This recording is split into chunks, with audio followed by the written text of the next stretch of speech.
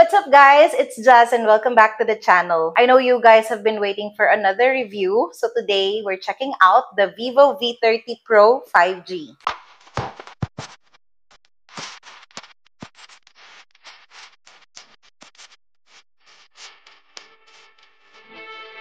For the past years, we all know that Vivo has been pretty solid in giving us great cameras and sleek designs with their V series.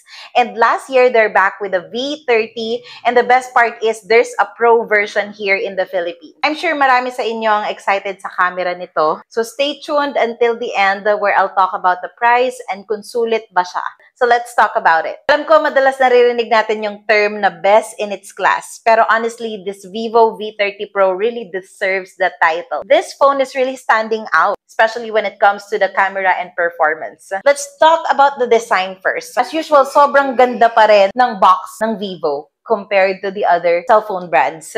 And pag binuksan mo siya, you can see, of course, the phone itself, along with its manual, the quick start guide, and the flash charger. You know, this one, subok ko na. Wala pang 40 minutes, wala pang 50 minutes, halos fully charged na yung empty na phone mo pag sinaksak mo.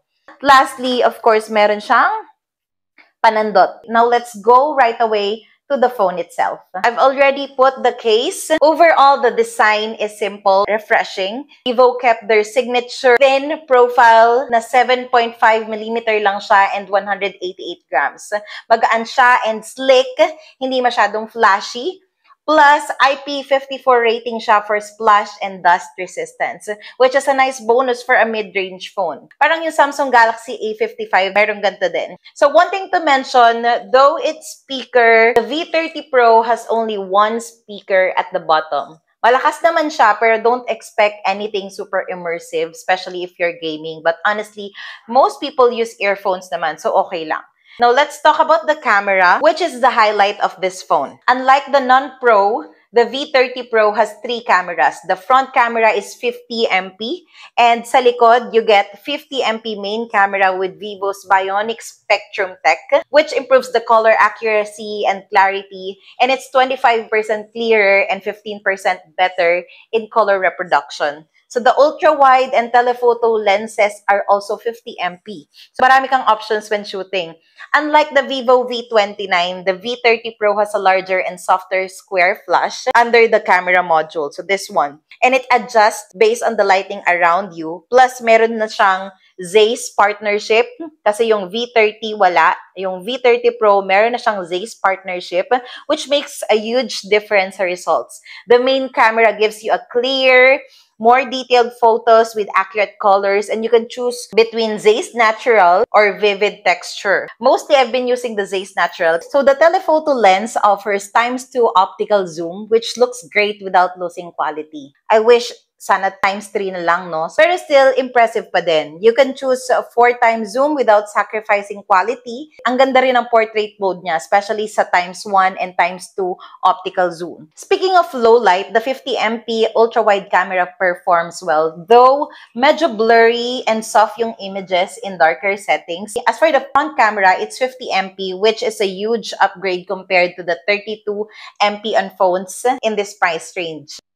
So one cool feature of the camera app is that you can change the bokeh effect while you're browsing your photos in the gallery. You can tap anywhere to adjust focus and even change the aperture from 0.95 to 0.16. It's not a new feature, but it's really useful, especially yung ibang phones sa price range na to, walang ganito. So when it comes to video, both front and rear cameras can shoot 4K at 60 FPS, which is amazing. The rear telephoto camera can shoot 4K too, but it's limited to 30 FPS. Now, let's talk about the performance.